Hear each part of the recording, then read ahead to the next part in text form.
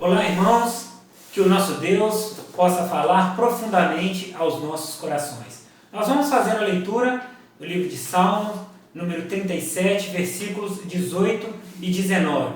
Diz assim: O Senhor cuida da vida dos íntegros, e a herança deles permanecerá para sempre.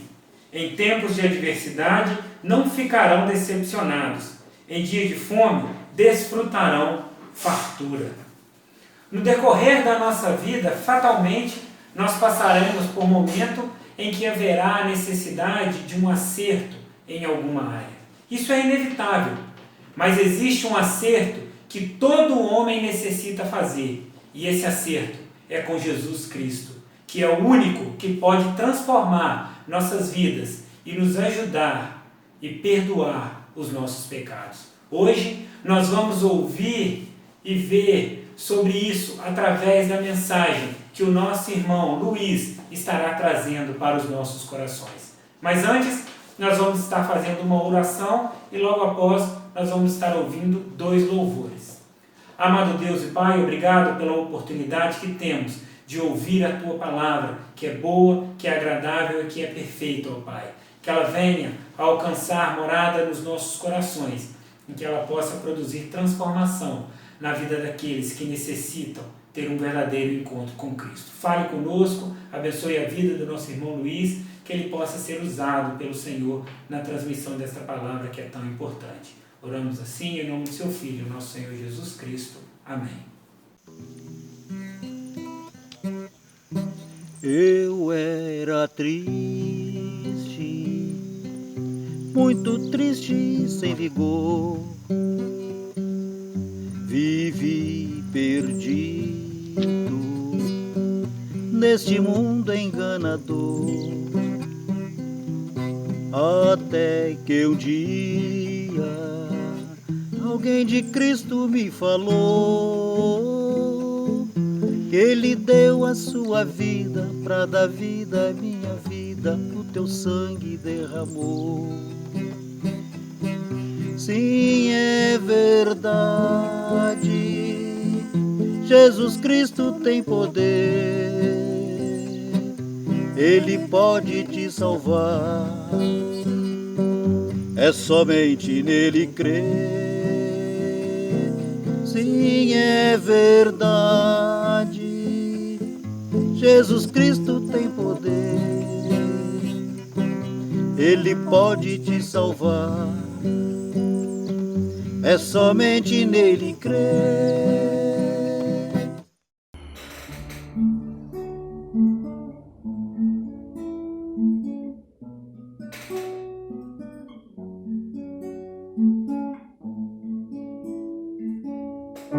Conheci o mundo mal, e com ele sei meus adins. Me arrastei numa lamaçal, tudo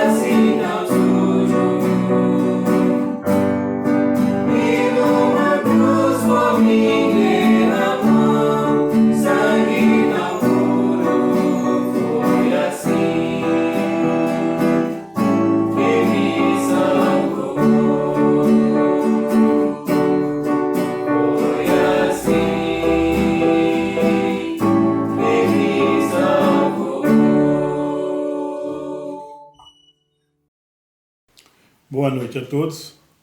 Nesta noite gostaria de estar compartilhando a palavra de Deus com os amados em Filipenses capítulo 1, no versículo 6, quando lemos: Estou plenamente certo de que aquele que começou boa obra em vós há de completá-la até o dia de Cristo Jesus.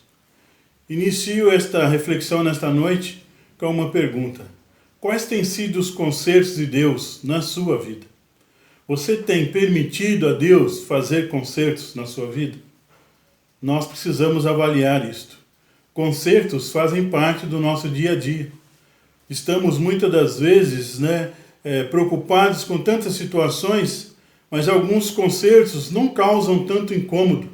Por exemplo, o reparo em uma roupa. Mas nós podemos pensar em outros que trazem maiores transtornos, como o carro que precisa ficar na oficina, como diversas situações onde às vezes nós temos que nos afastar uns dos outros. Nós precisamos ter isto em mente. Qual é o conserto que Deus precisa fazer na minha vida? Consertos são necessários, porque algo não está em boas condições e pode acarretar riscos se nada for feito. Muitas vezes insistimos em levar a nossa vida de acordo com os nossos próprios propósitos, mas nós precisamos pensar justamente nesse fato de que Deus tem algo especial para cada um de nós. Deus tem algo melhor. E muitas vezes nós repetimos: nós, como pessoas humanas, não abrimos a guarda, não abrimos a oportunidade do Senhor fazer conserto em diversas áreas da nossa vida, e assim temos uma vida mais segura, uma vida feliz. Não gostaria de ficar preso nesses momentos em que nós falamos com relação ao projeto, ao vírus, às situações que nós vivenciamos. Mas eu queria que você pensasse adiante. Pensasse que nada disso é para nós aqui nessa terra. Há um mundo especial, algo especial para nós. Mas se nós não tomarmos conhecimento através da sabedoria do Senhor, se nós não abrirmos o coração para essa transformação, nós não vamos desfrutar desses momentos em nossas vidas. Que você esteja acompanhando aí, eu gostaria que você abrisse a Bíblia em 2 Reis, capítulo 22, versículos 1 e 2, e também em 2 Crônicas, capítulo 35, os versículos 1, 3 e 18. E depois você aproveite todo esse tempo que nós temos ao longo dessas retiradas que estamos em nosso lar, para você fazer como um devocional. Esses textos nos falam sobre Josias, um jovem que assumiu o reinado com 8 anos de idade. Manteve o seu compromisso com Deus. Às vezes você pode estar pensando: essas mudanças e transformações são para aqueles idosos, para aqueles que já estão mais velhos, maduros. Mas eu mostro a você nessa noite que o Senhor quer falar também para com os jovens. 8 anos. Mas logo que Josias percebeu o desleixo com que estava sendo tratado o templo do Senhor, ele mandou que fizessem reformas nele. Por isso nós falamos nesta noite sobre mudanças, sobre a necessidade de nós acatarmos essas mudanças. Quando nós vemos as atitudes simples, podemos dizer até um avançar de idade. Acompanhe comigo então a leitura de 2 Reis, no capítulo 22, versículos 1 e 2, quando ele nos diz: Tinha Josias 8 anos de idade quando começou a reinar, e reinou 31 anos em Jerusalém. Sua mãe se chamava Gedida e era filha de Adaías de Bescate. Fez ele o que era reto perante o Senhor, andou em todo o caminho de Davi, seu pai, e não se desviou nem para a direita nem para a esquerda. Eu gosto muito de pensar sobre esse final desse versículo. Não se desviou nem para a direita nem para a esquerda. Sabe, quando nós falamos sobre esse foco de transformação do Senhor, de mudar algumas coisas na nossa vida, como é importante nós pensarmos nisso, que muitas das vezes nós estamos desviando ou para a direita ou para a esquerda, mas não estamos andando nos caminhos do Senhor. Observe bem, Josias, quando assumiu seu reinado, muito jovem, 8 anos, e manteve o seu compromisso com Deus. Nós também precisamos manter esse compromisso com Deus. Mas nós também queremos que você que esteja ouvindo essa reflexão, pense: será que você tem conhecimento real de quem é Deus? nesses momentos, principalmente, em que nós falamos da palavra de Deus, da segurança que temos em estar com o Senhor. Você tem confiança em Deus? Logo que Josias percebeu o desleixo com que era tratado o templo do Senhor, ele mandou que fizessem reformas nele. Dê uma olhada comigo em 2 Crônicas, capítulo 35, nos versículos 1, 3 e 18, quando ele nos diz: Josias celebrou a Páscoa ao Senhor em Jerusalém, e mataram o cordeiro da Páscoa no 14º dia do 1º mês. O versículo 3: Disse aos levitas que ensinavam a todo Israel e estavam consagrados ao Senhor: Ponde a arca sagrada na casa que edificou Salomão, filho de Davi, rei de Israel. Já não tereis esta carga aos ombros, servi, pois, ao Senhor vosso Deus e ao seu povo de Israel. Mas vamos no versículo 18, que nos diz: Nunca, pois, se celebrou tal Páscoa em Israel, desde os dias do profeta Samuel, e nenhum dos reis de Israel celebrou tal Páscoa, como a que celebrou Josias com os sacerdotes e levitas, e todo o Judá e Israel que se acharam ali, e os habitantes de Jerusalém.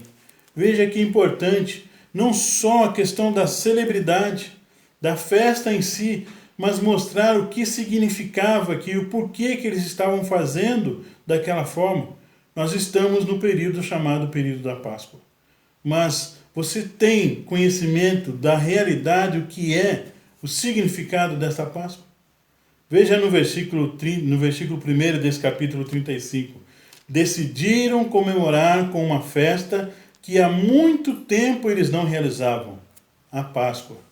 O momento de uma comunhão, o momento de uma liberdade maior entre eles. O que mais nós estamos precisando nesses momentos? Momento de maior comunhão, momentos de reflexão. Adoração ao único e verdadeiro Senhor. Nós não podemos desviar nem para a direita nem para a esquerda. Não podemos permitir que outras situações tomem o lugar do Senhor. Por isso, ao comemorar essa Páscoa, pense bem. É no Senhor que você está tendo a convicção da sua comemoração? Mas quando nós vemos o versículo 3, ele fala: trouxe de volta para o templo a Arca da Aliança. Algo significativo para o povo de Israel. Trazer de volta, o que isso te faz pensar? Trazer de volta às nossas vidas a alegria do tempo de servir ao Senhor. A alegria do tempo da vida na presença de Deus. Você está com a sua vida na presença de Deus? Você está seguro junto com o Senhor? É importante trazer para a sua vida. Talvez você tenha ouvido muito sobre isso no passado. Talvez você tenha um dia confessado ao Senhor a sua intenção de deixar a sua vida nas mãos dele, mas tenha abandonado. Este é um momento de reflexão para que você traga de volta a aliança com o Senhor. Mas ainda, no versículo 18 desse capítulo 35, Jerusalém ficou repleta de adoradores. E olha que interessante, até mesmo de outros países. Que maravilha para nós como cristãos, quando nós falamos das verdades da palavra de Deus, e nós percebemos que até outras pessoas, que às vezes, como nós estamos focando nesta aplicação nesse momento, nem reúnem conosco na nossa localidade, mas ao perceberem, ao ouvirem a mensagem do Senhor, também tem um desejo no coração ardente de colocar a vida na presença do Senhor. É preciso pensar muito sobre isso. Nós estamos tendo muito tempo para refletir. Por isso eu deixo para você, nesse contexto, que leia mais essas duas leituras principais que nós falamos aqui, para que você possa se inteirar melhor sobre esse assunto. Mas nós precisamos continuar. Em João capítulo 6, versículo 37, nós lemos que todo aquele que o Pai me dá, esse virá a mim. E o que vem a mim, de modo nenhum o lançarei fora. Olha que beleza, que maravilha. Josias aceitou o maior convite da Bíblia. Você tem aceito o convite da palavra de Deus? Muitas vezes você tem pensado que é o homem que está te convidando. Sim, pela amizade, pelo nosso relacionamento, nós também te convidamos, mas eu gostaria que você pensasse que é a palavra de Deus, é a Bíblia que está te convidando a fazer a transformação na sua vida neste momento, a mudar realmente os seus relacionamentos. Diariamente, nós também precisamos de reparos em nossas atitudes, palavras e personalidades. Quem dera nós pudéssemos, de uma certa forma, dizer: eu aceitei a Cristo e não tenho mais nada para mudar na minha vida. Não, amados. Dia a dia nós temos transformações, nós temos coisas, nós temos momentos para podermos refletir, temos atitudes a mudar, temos pensamentos a mudar, mas é muito importante que você também creia nisso. É importante que nós possamos realmente pensar que há uma segurança. Olha bem o versículo: todo aquele que o Pai me dá, esse virá a mim, e o que vem a mim, de modo nenhum o lançarei fora. Olha a segurança que está sendo aplicada para a sua vida, desde que você creia. E para tal ajuste, somente a presença de Jesus Cristo em nós. Como seria bom se as pessoas, às vezes, ouvissem conselhos e acatassem os conselhos. E nós temos até um dito popular que diz que se conselho fosse bom, não se dava, vendia. Mas eu digo a vocês, os conselhos da palavra de Deus são os melhores para cada um de nós. Porque, eu repito, diariamente, nós precisamos de reparos em nossas atitudes, palavras e personalidades. Quais têm sido as suas últimas atitudes nesses dias?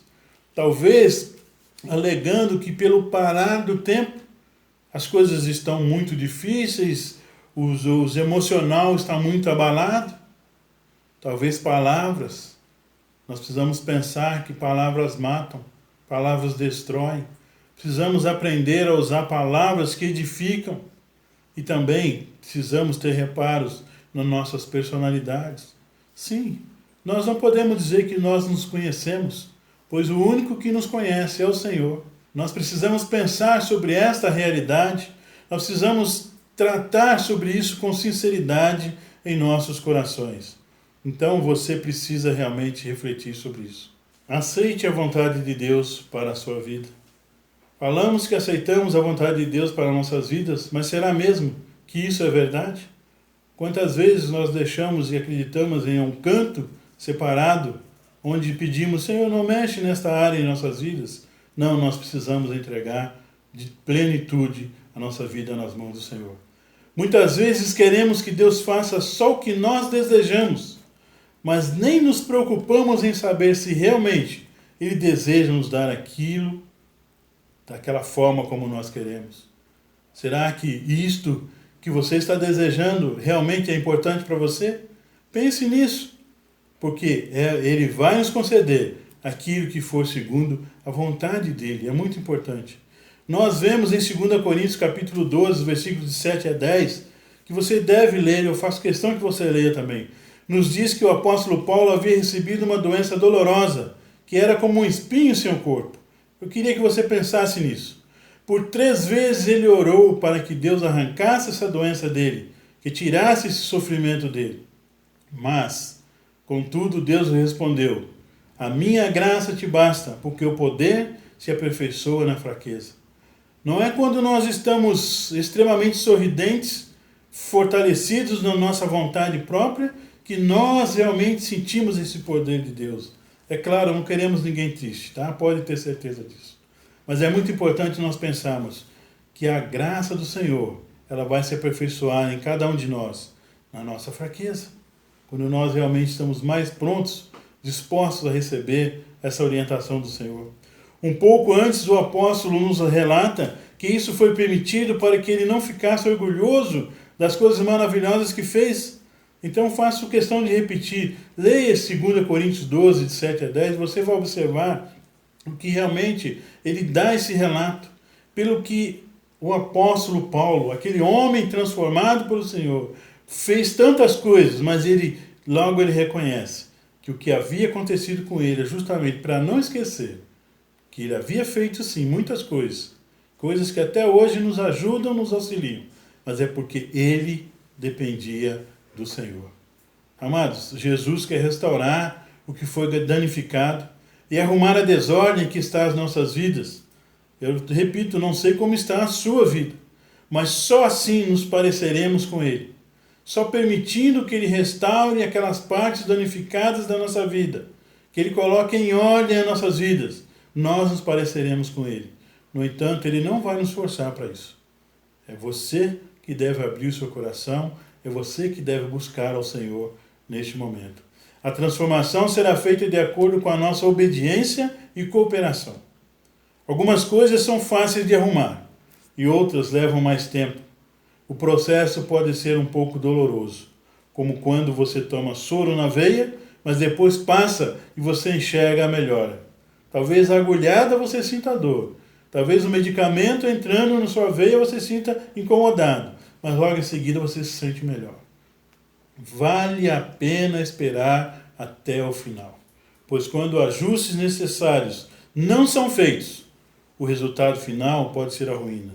Por isso, aceite nesta noite, aceite neste momento, que a sua vida precisa ser arrumada. E quem está disposto a arrumar é o Senhor. É o convite dele para você nessa noite. O consertar os nossos erros por Jesus é parte essencial do nosso compromisso com Ele. Aqui eu só quero finalizar com duas colocações. Primeiro, para aqueles que já confessaram a Cristo como Senhor e Salvador nas suas vidas. O consertar os nossos erros por Jesus é uma maneira essencial de nós demonstrarmos como tem sido importante aquilo que Ele fez por nós na cruz. Como é importante essa transformação para nossas vidas.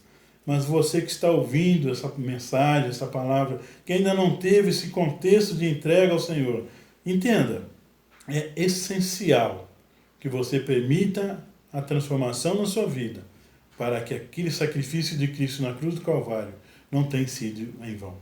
Afinal, Ele deu a sua vida na cruz, por amor a cada um de nós. Que o Senhor Deus realmente possa abençoar a vida de cada um de vocês. A decisão final é vossa. Mas o nosso convite, a nossa solicitação, o nosso carinho é: permita que o Senhor arrume a sua casa, a sua vida nesta noite. Que Deus abençoe a todos. Amém? Somente o Senhor Jesus tem poder para restaurar as nossas vidas. Mas, para que isso aconteça, é necessário que nós deixemos Ele agir em nossas vidas. Que estejamos dispostos a isso. E para encerrarmos o nosso momento agora, nós vamos fazer uma oração e logo após vamos ouvir mais um louvor. Obrigado a Deus pela Tua palavra que falou conosco essa noite, nos desafiando e nos mostrando o meio pelo qual nós podemos alcançar um concerto contigo que só se dá através do Seu Filho, o Senhor Jesus. Obrigado porque temos este canal aberto que nos conduz diretamente para o acesso ao Senhor. Obrigado por essa tão bendita salvação que podemos encontrar em Cristo. Guarde as nossas vidas e esteja sempre conosco.